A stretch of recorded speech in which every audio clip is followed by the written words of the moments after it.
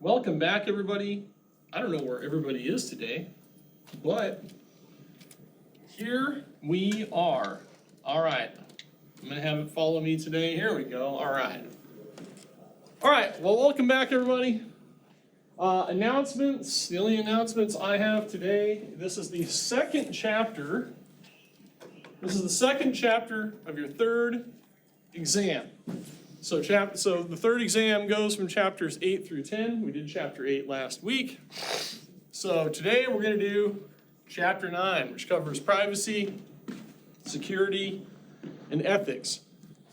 Now, as I've said before, I know I've used this word before, the ubiquitous use of computers and technology, meaning that computers and technology can be found anywhere, prompts some very important questions about the use of our data and our right to privacy. So in this chapter, I'm going to cover several different things regarding that. And there is a lot for me to cover in this chapter. So in this chapter, I want you to think about these three things, because this is the title of the chapter: privacy, security, and ethics. So in regard to privacy, what are the threats to our personal privacy, and how can we protect ourselves? Like, how can we protect ourselves? In regard to security, our sensitive information is out there. So the question we ask here is, how can that be controlled?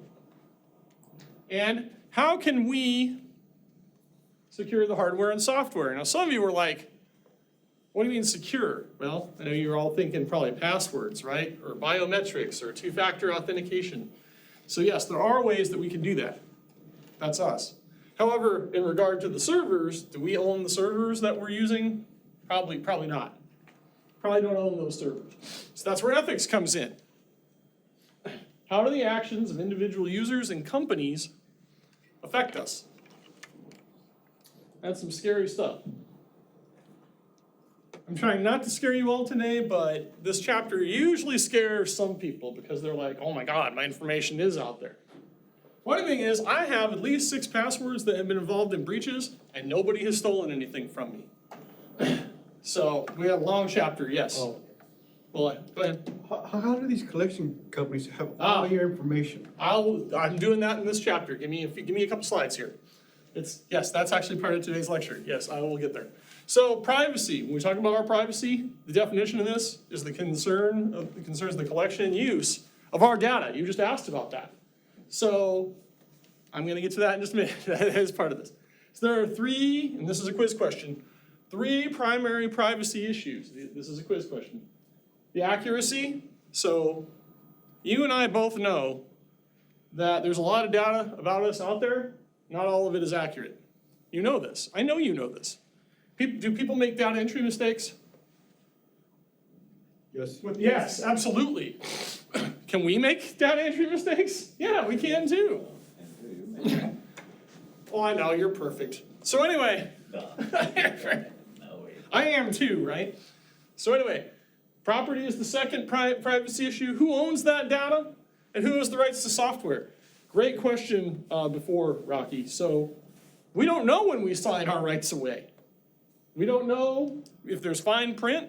You read all the fine print for the McGraw-Hill stuff, right? When you signed up for your account? You read through all those paragraphs of legal stuff, yes? No. I didn't either. Nobody does. Right, I didn't either. But they can sneak something in there to change the property from your data. Your data is your property to now theirs. Okay. And then access is the last one.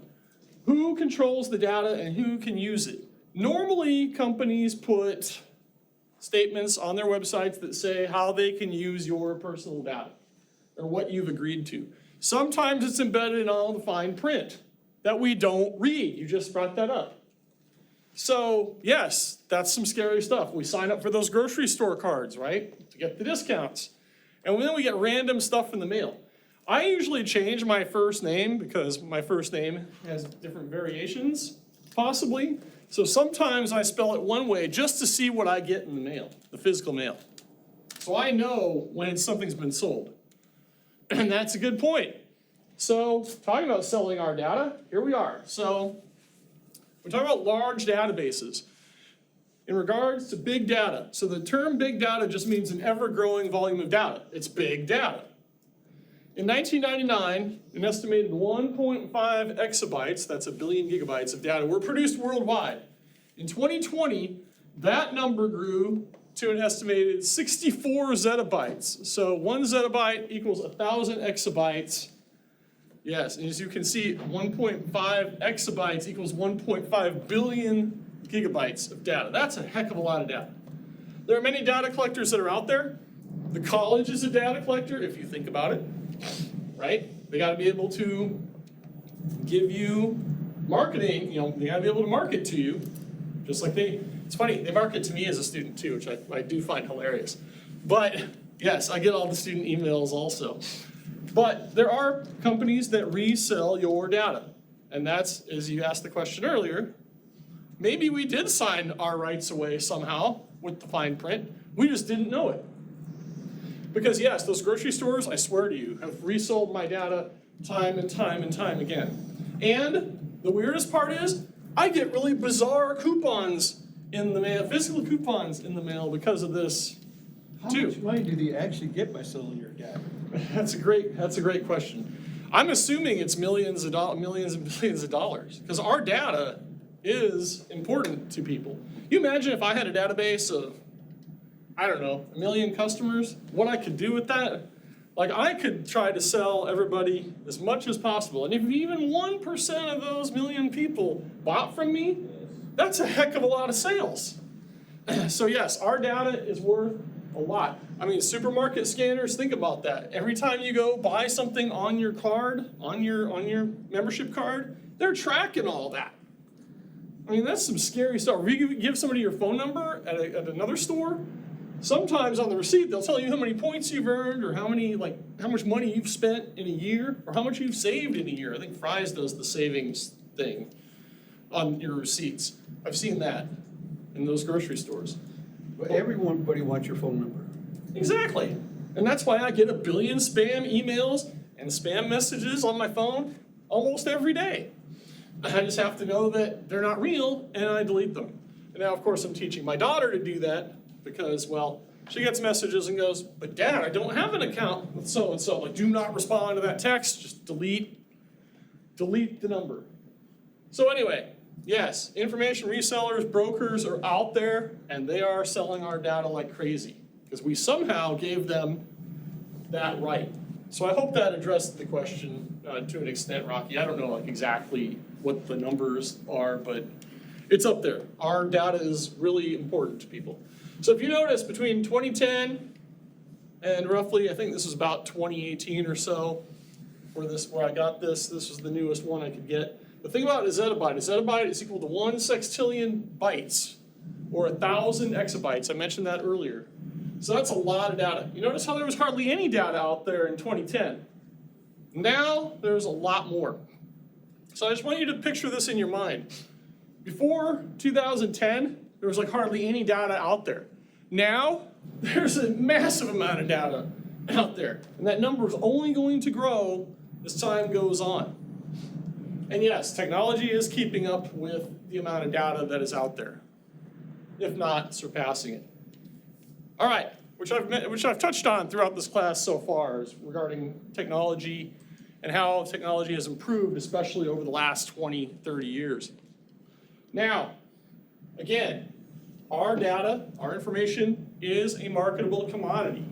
So like Google Street View, for example, collected personally identifying information because they didn't always block out the people. People would be in the pictures. Because if you think about it, that's a hard thing for a company to do. Go have their vehicles travel all over the world to give you street views, and blocking all those people out, I'm assuming, takes a good amount of time. Now keep in mind that spreading information without personal consent leads to identity theft. 1.4 million people reported this in 2022. Did I give you all the FBI story yet, where FBI came to my house? Did I talk about that once? No, I didn't. I asked this probably every chapter 9. I probably asked this question. Well, good. We have. All right. So, honey, if you're watching, This is where you like mute this, because yes, I'm going to talk about you right here.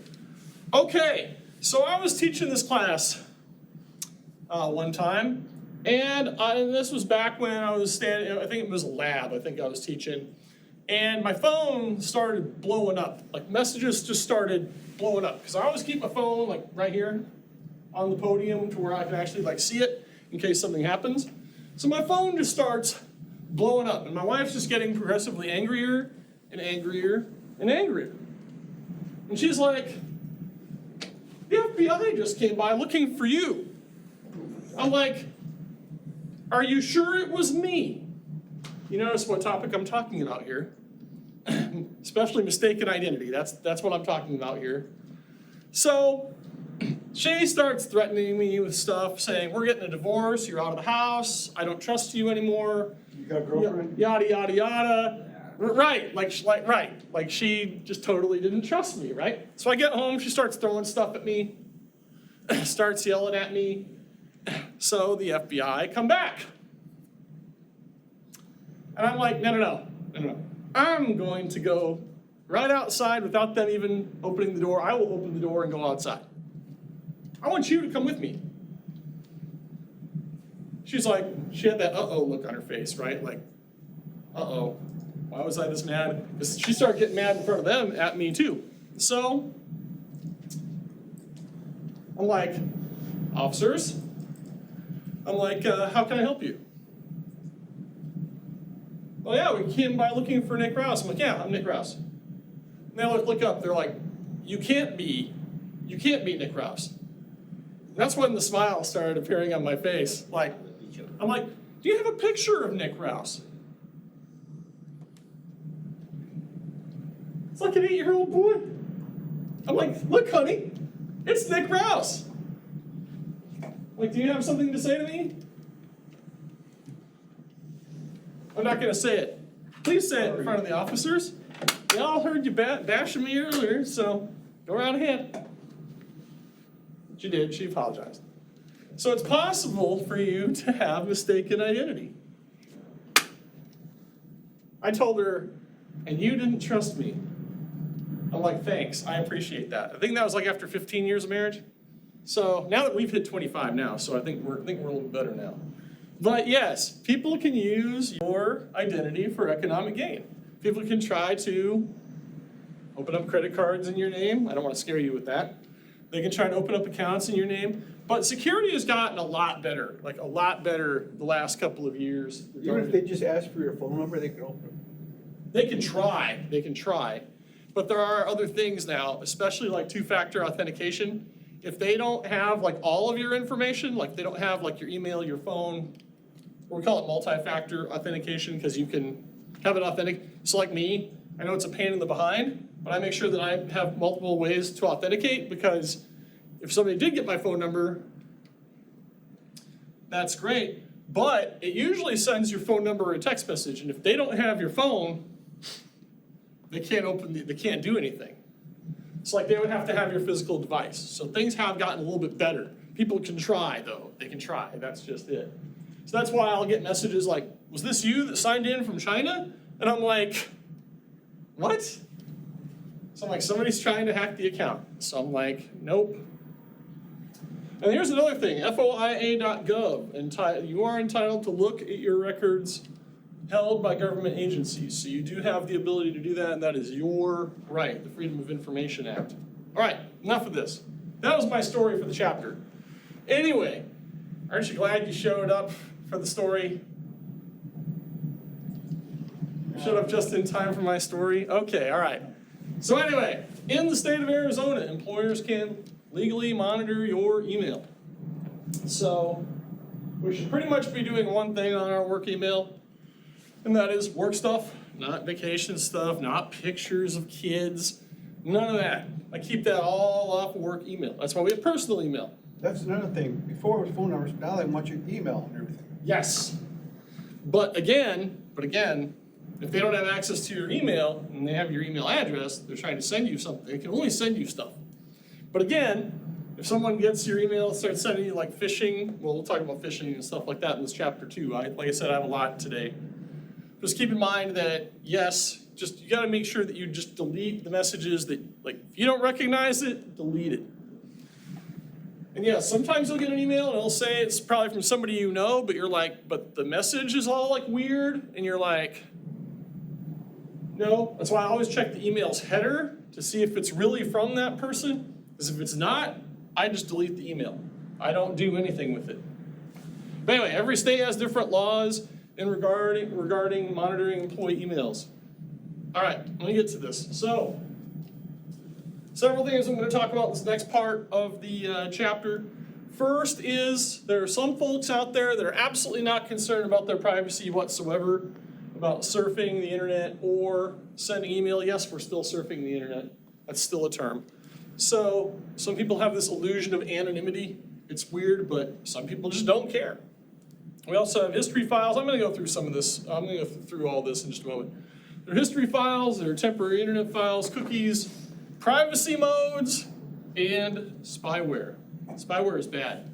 So in regard to history files and temporary internet files, these are all the websites that you have visited. Over the years, I've looked at my children's computers, and I found out that they're just as boring as I am. And that is, yes, they might check an email, they might watch a YouTube video, but that's pretty much it. And I'm like, yeah, you're just as boring as me. So, or in the bottom right corner, I think I took that history off of one of my computers where there's like Netflix, there's Bing, I don't know why I used Bing back then, but or Yahoo. But anyhow, that's your history. And yes, you can delete your history, of course. You can delete all that. But keep in mind that temporary internet files are there and stored on your computer so that it displays the websites faster each time you visit them. And usually those temporary internet files aren't very big in size. They're very, very small. All right, now I'm going to talk about cookies and crackers in this class today. So we're going to start with cookies. And yes, I'm going to have the camera follow me. I'm going to go over here because every time I go over there, okay, I'm not going over here. Okay. So every time I come over here, it's going to lock in over here. So let me go right here. All right, so cookies are not bad. Cookies are not bad. They do not like store your password. They don't steal your password. Those are keystroke loggers. I'll talk about those in a few. Those are bad.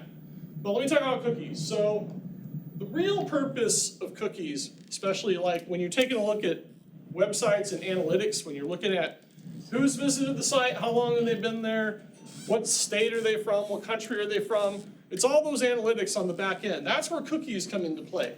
So there are two types of cookies. So I'm just going to give you an example. A very strange example that does not exist, but I want to get my point across.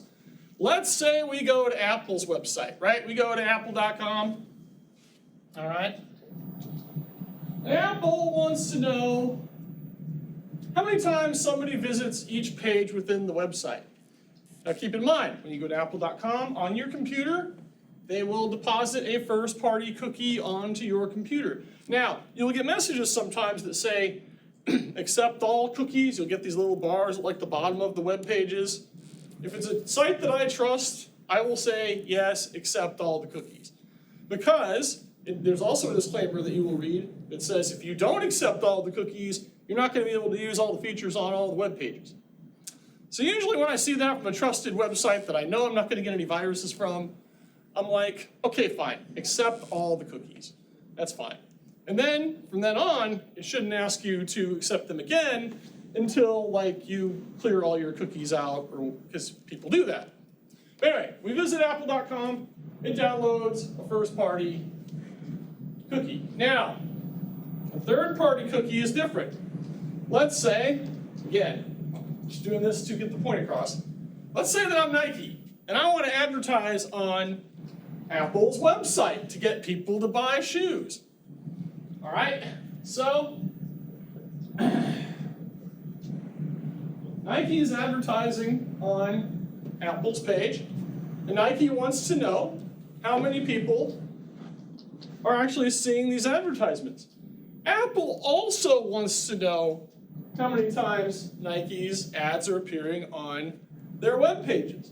So on your computer, your device, you will get a third-party cookie from Nike as the advertiser, or any other advertiser. Is it possible for there to be 5 different advertisements on a page?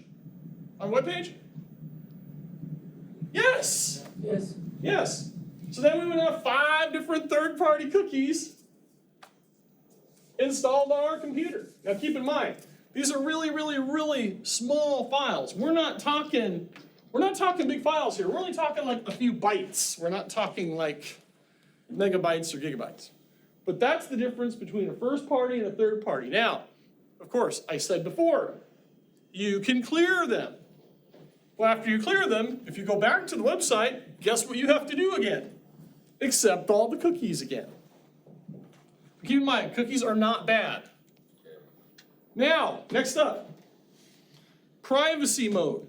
There are many different types of privacy mode. Some people, that's all they do is use incognito mode. But ladies and gentlemen, please keep in mind that there's a message here on the right-hand side of the screen. This is Google's message. It says Chrome won't save the following information: your browsing history, cookies and site data, information entered into forms. However, your activity might still be visible to websites you visit, your employer or school, and your internet service provider. So keep in mind, privacy mode, it does not matter what site you visit. Your internet service provider still likely has that information. Yes, yes, yes. So it's not 100% like blocking everything. You notice at the bottom of this too, block third-party cookies. So it's possible, but it does say features on some sites may break if you do that. Remember what I said before about the cookies? If you don't accept all the cookies, you like just accept, I guess, some features of the site may not work for you, or you may not be able to do that.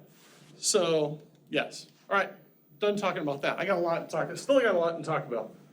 So there are really cool things called web bugs that are out there too. We're talking about images that are as small as 1 pixel by 1 pixel. Yes, a singular pixel on the screen. These images or HTML code can be hidden within an email message. So when a user opens the message, information is sent back to the source of the bug. And this has likely happened to almost all of us.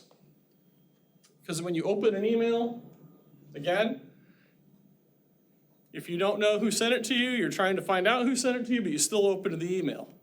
So I like that Google now at least gives you a preview of the message before you actually have to open it, so that you can delete it if you don't want to open it at all. Now I'm trying not to scare you here, but yes. So moving on. Spyware is a bad thing. Now spyware can be installed on your computer through those web bugs. So if you notice that really weird things are happening to your computer, my advice is go try to find a program that can get rid of that. I haven't experienced spyware in a really long time. I mean, a really, like, we're talking many, many years now. Probably because, again, I'm boring. I only do certain things on my computer. I check email. And I see the emails before I read them. Or like myself, I haven't had a computer forever, so I can never be tracked. You don't have to, but if all you're doing is schoolwork, you're doing some shopping, like through Amazon, for example, or you're doing like some basic stuff that's not on any strange websites, you're not gonna have this issue. You're never gonna have this issue. But some people, yes, do crazy things, like try to download illegal movies. Well, Mr. Rouse, I got viruses all over my computer. Like, can you tell me what you do on a daily basis? Well, I download illegal movies. I think you just answered your question. You're not supposed to be doing that. So anyhow, there's other monitoring software that's out there, including a keystroke logger. So I will admit, I got to the desperation point in one of my jobs where I did install a keystroke logger on somebody's computer.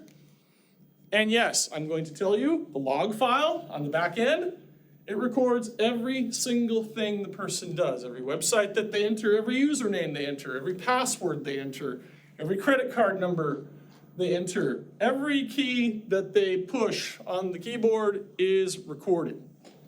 Yes, so I hid all that in some folder that the person would never find. I made it look very legitimate, like something like they just see on their computer and go, oh, that's nothing. But then I would hide it a few folders in. So I knew I was going to be able to hide it, but I did not know the power of those. I would not recommend doing that to somebody because yes, it's very, very risky, especially if you're on like your company's internet or intranet. You definitely should not do that to people. But anyway, it records all the activities. That's some scary stuff, right? And you're like, great, now I don't know if I have one. No, if nobody's touched your computer, you're fine. You're good. But anyway, there are several anti-spyware programs that are out there, free of charge, if you ever need them. Oh, Malwarebytes has a good one too. All right. So somebody's online identity is all the different stuff that they post about themselves online. Keep in mind, though, the second point I have up here, archiving and search features of the web make it available indefinitely. So even if you delete something, the archiving could have happened before you took it down, and it could still be out there. So we have to be careful with that. That's why I post very, very, very little on social media. So the 3 major laws of privacy. And if you ever get to take me for CIS105 before I retire in the next 37 months, 36 and change, you will get to have an assignment about these 3 laws. So the first, in 1999, the Gramm-Leach-Bliley Act was passed. And what this does is your employer, cannot access your financial records unless you give them the consent to. Nobody can access your financial records unless you give them the consent to. That's what that law is. So that protects your private financial records. The second of these is HIPAA, which was passed in 1996, the Health Insurance Portability and Accountability Act.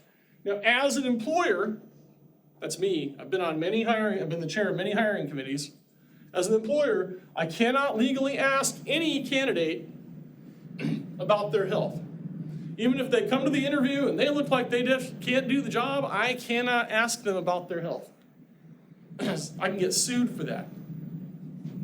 Your employer cannot ask you about your health either unless, here we go again, here's this phrase again, you give them your consent to do so.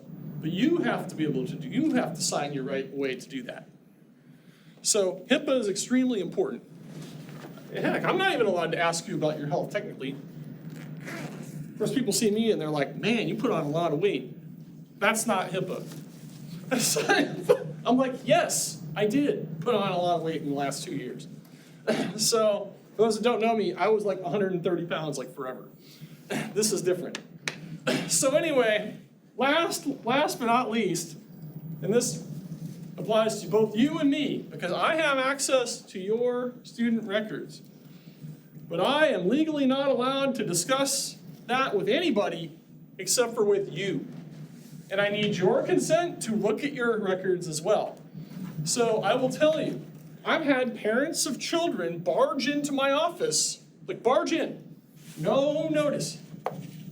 I need my son's educational records now. I'm like, hello, thank you for introducing yourself to me.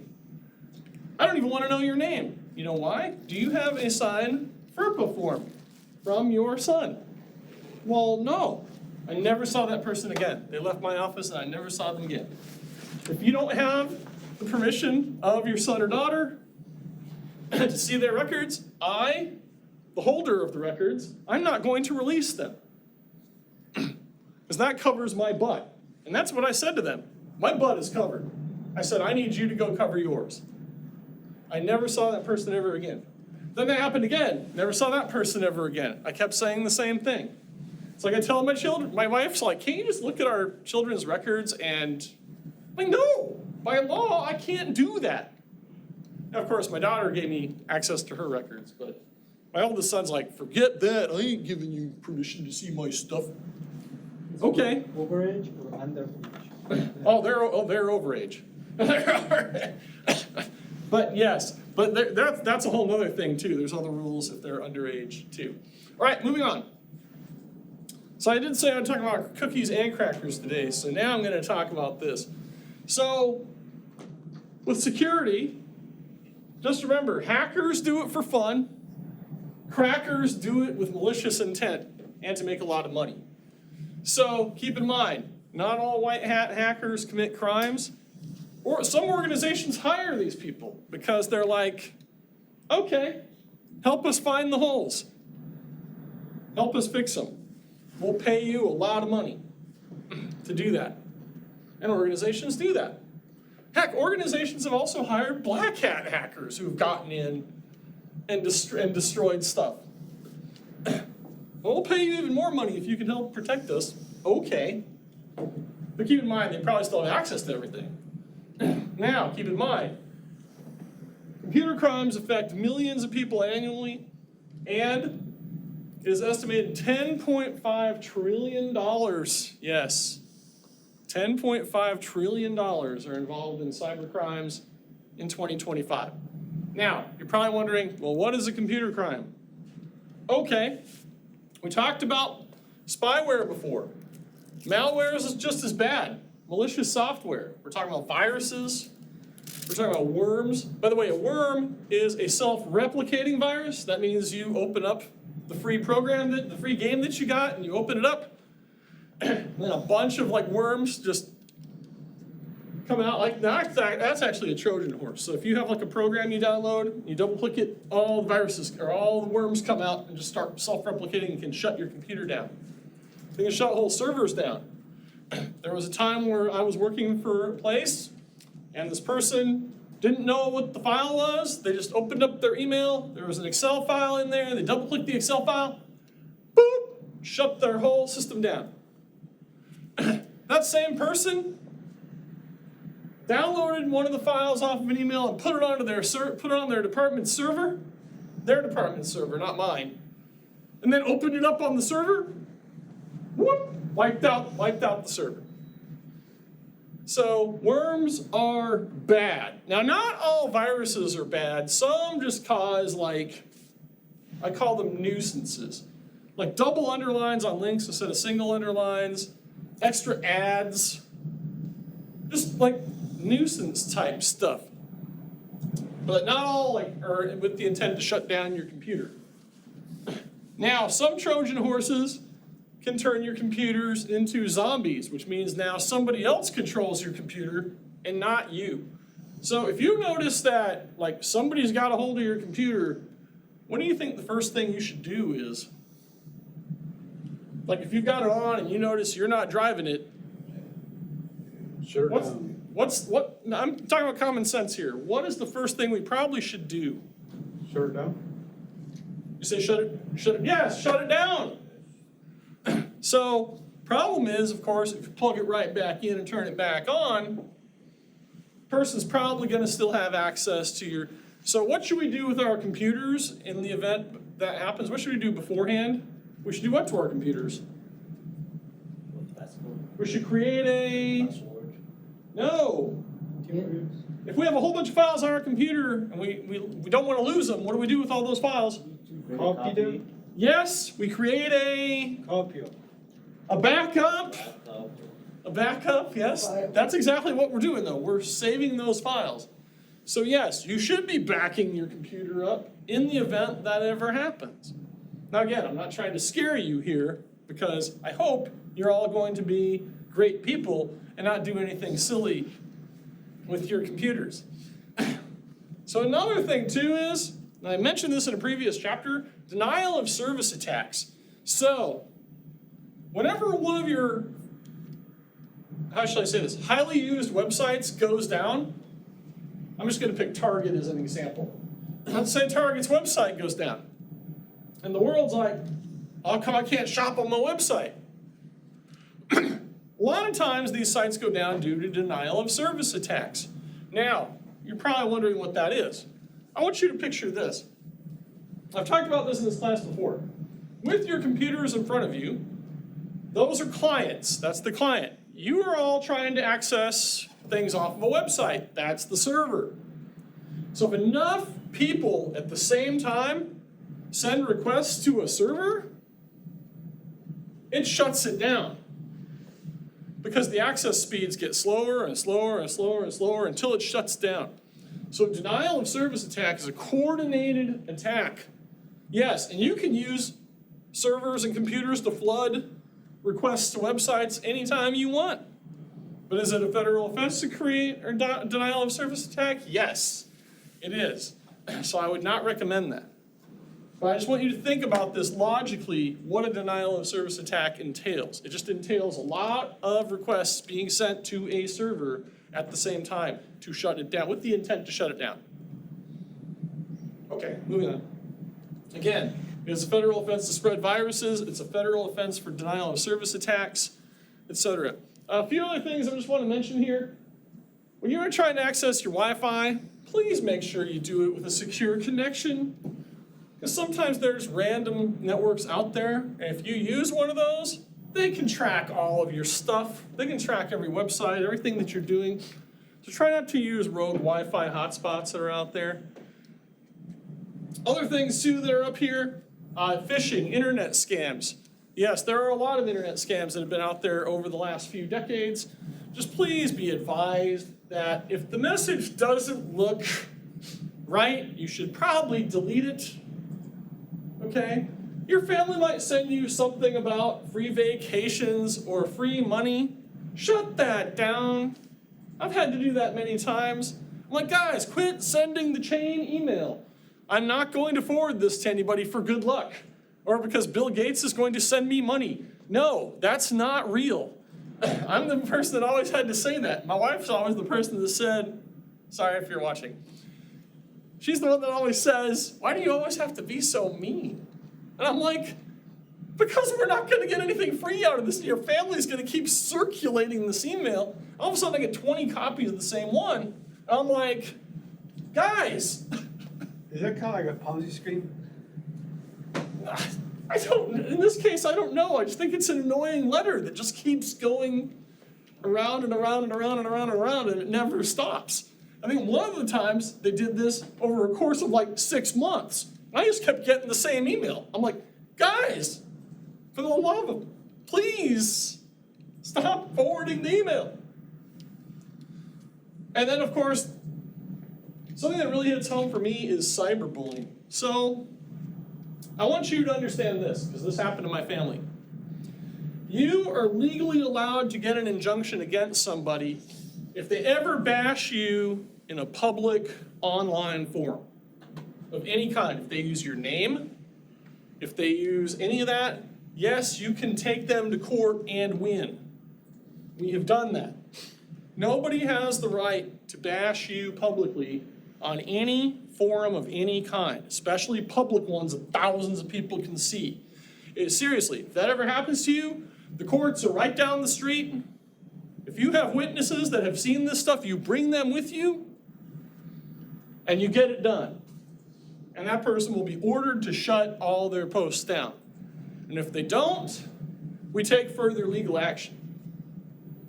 Now, of course, right after that, that person was confined to a wheelchair and just magically left town. So karma is a real bad thing too. Don't do bad things to people. I have other stories, but I will spare you those. Again, maybe like you said, a Ponzi scheme. Okay, that's a good example of something you might get with phishing. Yeah, absolutely. Absolutely that could be. Advance free loans, vacations, auction fraud. There's a bunch of stuff out there that are trying to get your information. Now that same person I told you about that like downloaded the file off the email and shut the servers down with the worms, that same person got an email from Citibank, but it was Citibank.nz or dot something else, some other country. And she opened it up and gave them all her information on that website and then clicked submit. I'm like, do you know what a phishing email is? But Nick, it looked so innocent. I'm like, why do you do this stuff? I said, there's a class you can take where you learn about these things. I'm like, I teach it? Is that the class you teach? I'm like, yes. That's why I know about all this stuff. I'm like, please stop doing these things. So no more personal stuff at work. That's another thing too. That person never did that stuff ever again after I had that talk. All right, so we have different ways to restrict access. I mentioned earlier, password, you know about passwords. I'm gonna call it multi-factor authentication because it's not always two. Sometimes you need like 3 different things to put in before you gain access to the website. So like even if I want to access my own email now here at the college, I have to put in a 6-digit code. I have to put in my password. I have to put my password in again. So actually it's password, 6-digit code, password. So I call that multi-factor authentication, or if you've heard of MFA, that's what that means. But anyway, data, for the most part, is encrypted. We've talked about hypertext transfer protocol secure. That's the encryption of your data. So when you're sending that data to the server, I talked about this in chapter 8, the communication channel. We're sending data to the server. It gets broken up into packets so that it can't get intercepted by somebody and they see our personal information. So it's basically encrypted. It gets sent over encrypted, and it's received by the server encrypted, and then the server sends us back, of course, information on your websites. And keep in mind too, organizations before 2001, 9/11, 2001, did not have full disaster recovery plans. Now, after that, pretty much every organization does have a plan for if a disaster occurs. Now here in Phoenix, we don't get like hurricanes, I haven't seen a physical tornado in the middle of this town like ever. So where we are at right now physically, natural disaster, the only natural disaster we have is heat. Outside of that, it's gotta be like some kind of like act, like some organization's going to perform or something to try and get our data. Now keep in mind everybody, with the colleges, if for any reason we're not here, let's say we're not here, building gets destroyed or whatever, there's always backups. There's backups to all of this, way off-site, way away from the community colleges, but it is here in town, and I do know where it's at. It's some unassuming looking building. It doesn't say Maricopa Community Colleges on it or anything. It's just some random building, and that's where all the data, all of our data is housed in the event of a disaster. So, okay, so I'm gonna stop talking about that. But anyway, I sort of touched on some of this stuff already. We now have biometric scanning, so my phone keeps asking me, hey, do you want to access this site using your fingerprint? Heck no. Heck no. I don't ever want to use biometrics. What happens if I lose my hand? Or lose a finger? Or lose myself? What's my wife supposed to do? Like take my hand and go, here, can you log in one last time? No, I don't want that. Or if I have like a cast on my hand, then how am I gonna, can't do that. So yes, I'm going to continue to use passwords and multi-factor authentication, thanks. Iris scanners are a real thing. This is not science fiction anymore. So we have badges, like physical badges to get into rooms, like this room you can't get into without a badge. So we have security. I've touched on firewalls in the past. Now, I know people who have used password managers, and the scary thing about that is that it changes your password every single time you log into a site, which for me, that would be scary, because if someone gets a hold of my password manager, I'm done for. So yes, I'm going to continue to use my regular passwords and multi-factor authentication, thanks. But you're welcome to use any of these. Oh, and password manager, the length of the passwords are like tremendously long. And the password manager will put the password in for you. It will copy it from there and paste it into the site. Then it will, of course, send you your 6-digit code or whatever to say, hey, is this you? And then there you go. But yes, you have the ability to do that so that you memorize all your stuff. You don't have to memorize all your stuff, I should say. All right, regarding encrypting data, so just keep in mind that email encryption is still out there. The one in the upper right corner is pretty good privacy. So it looks like a bunch of junk, right? That email just looks like a bunch of junk. Now here's the thing. If I send you that message That message is gonna look like that on your end, but I will probably text you and say, hey, the password, the answer to the question to reveal the email is this. And you type that in, and then it turns into the actual email. Now, I've tested this on servers. If you go in and try to open up the email that you sent, it asks you for the password, and it doesn't show you the actual email until you put the password in for that message. Then it shows you the actual message. So if anybody got a hold of my emails, they wouldn't be able to see any of the text unless they had the password. I did that for a number of years. Of course, it angered the people I sent it to because they're like, why do we always have to put a password in? And I'm like, because that's how I do it. So anyway, because if they tried to send that email to somebody, if they didn't have the password, it would just look like this in the upper right corner. All right, talked about website encryption before. I mentioned virtual private networks before. Okay, so I'm done with that. Just keep in mind there's a lot of encryption of data now. Okay, again, talked about backups. Backup. We should be making backups on a regular basis. Now keep in mind, your data on the cloud is regularly backed up. When I give you these presentations in this class, every time I update them, always toward the end of the semester, I take that folder that's on the desktop and I upload it to Google so that I have access to it wherever I go. And I usually make a backup every semester, so I'm never down. You know, the good news with all of you is I actually make backups of your grades in case something goes down, then I have your grades. Yes? I'd like to mention something kind of funny. They still had my phone number from back 30-some years ago. Can you believe that? I registered. Talking about the college? Yeah. Yeah, I think I had to change mine too, which I was like, I don't have that phone number. But yeah, they retain, that's retention, that's data retention. They keep that stuff. I've advised people who took classes in the 60s. Yeah. And I'm like, wow, that was 50 years ago. I'm like, you're still in the system. So they were like, crazy, huh? I'm like, that's awesome. Okay. So he signed up for CIS classes. And I'm like, good for you. I'm like, okay. But anyway, good point about data and data retention. So, as I mentioned before, there's an offsite location for the community college system that has that redundant data storage for the disaster recovery plan, and that's why it's there. So if one college gets taken out, think about what I talked about last week about the internet, trying to take down the internet. It's like trying to take down all the colleges at once. You can try to, but there's gonna be a college open somewhere.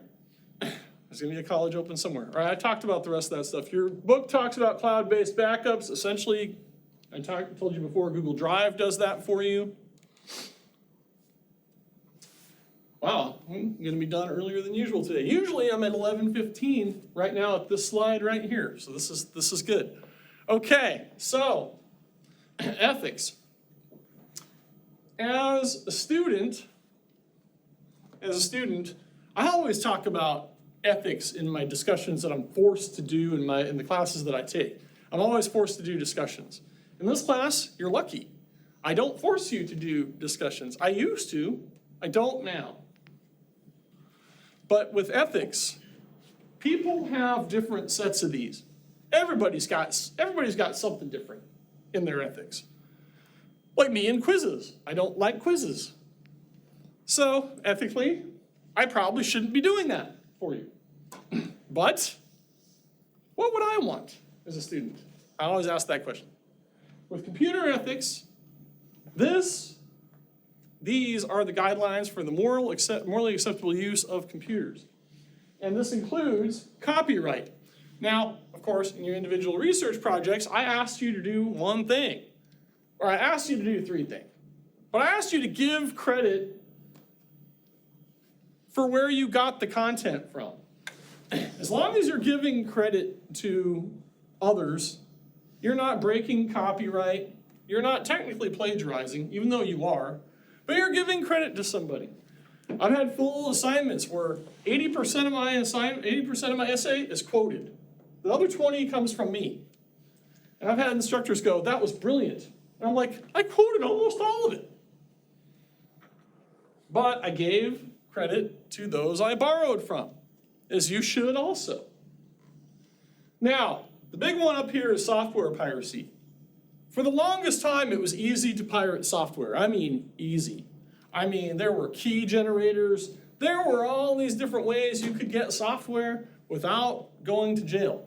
Even though it was illegal, they had so many different ways to do that. Now, we have something called digital rights management. Now, it is illegal to disable, that's another question, another extra credit or quiz question. It is illegal to disable digital rights management. So this prevents copyright violations. It can be done, but it's illegal to do so. The Digital Millennium Copyright Act, the DMCA, protects against this piracy and makes it illegal to disable that digital rights management. So yeah, software piracy, it's a little bit harder now, a lot harder now to pirate software. I'm just happy that we can get Microsoft Office for free.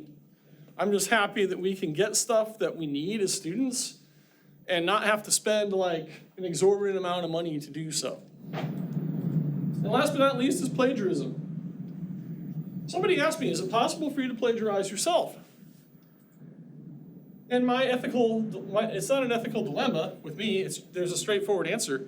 If you wrote it for one instructor and another instructor is asking you to do the same exact assignment, I'm just gonna use what I already did. And people who've taken me for web design, some people took me for 2 classes. That's the first web development class and electronic commerce at the same time. And they're like, well, can I just use my site that I'm building in one class for the other? You have the same guidelines. I'm like, well, what do you want to do? Easy way. Right. But that's not the wrong answer. That's not the wrong answer. That's the right answer. Why should I do it? You're plagiarizing yourself. That's what you're doing. Now, of course, if you submit yours for everybody else in the class, that's different. That's different. But yes, you should always give credit where you get your information from. You should always give credit. All right. I just got this one question. Yeah. When musicians sue each other for a song, how does that, if it's not, how do they do that? Just Yeah, that's a whole nother topic. That's for like a legal class. oh, okay. But yeah, there's definitely a legal process involved with that. Big time. Big time. Yes, they go through the courts like crazy, and sometimes it takes years for those two to settle up. But Even yeah. for just a few words. Right, correct. Usually you have to get the permission of the artist to use that. Oh, I'll give you a really quick good one. So Twitch, yes, my streaming platform that I use, gave me a copyright violation, big time copyright violation. Now keep in mind, I was on some other DJ's channel, and it was that actual DJ's albums, his own albums that he produced and created. And I got a letter from him saying, you can use my music on your channel without any problems whatsoever. You can use all of it. And so I fired that email to Twitch and said, hey, you can take the violation off now because I got written permission. I said, go back and watch that video. Here's the link to the video. I got a big apology letter from Twitch. I'm like, that's right. And that was actually that artist's stuff, like published, sold millions of copies. So you're all like, you have an artist that has sold millions of copies that talks to you? Yes. The guy chats with me every now and then, visits my channel every now and then. So I mean, yes, that's why I make those inroads, so I can have like music and stuff to use. Okay, moving on. So anyway, our career in IT. Now, I want you to keep this in mind. If you try to go to BLS, Bureau of Labor Statistics.gov, if you try to go there, this information security analyst actually encapsulates a bunch of different positions. Like it's a bunch of different positions, but it's called information security analyst. Cybersecurity? No, it's not different. That's part of it. So it also involves networks, right? Networks, cybersecurity. It can involve information. just the handling of information, like with servers. So I mean, it's a bunch of different positions. So keep in mind, median annual salary, $120,360. And yes, the demand will continue to grow. Why? Come on, this is another common sense question. Why would demand continue to grow? To secure people's data? A lot of crooks out there. Yes, but you saw the slide earlier on big data. Which direction is big data going? Yes. So we're going to need more people to protect that data. People online. I know there are people online because I get to write names down again. People online, you were lovely. Hey, Excel macros on Thursday. It was the most watched video on this channel with over 1,000 views, well over 1,000 views. So, just telling you, be ready for Thursday. We're going to go over the macros chapter in Excel. It'll be fun. You'll enjoy it. I know you will. So will I. You were all wonderful. And yes, I talked about cyberbullying already, so thank you very much for attending and watching. Again, you know where our stuff is recorded. Have a great day, everybody. We'll see you on Thursday.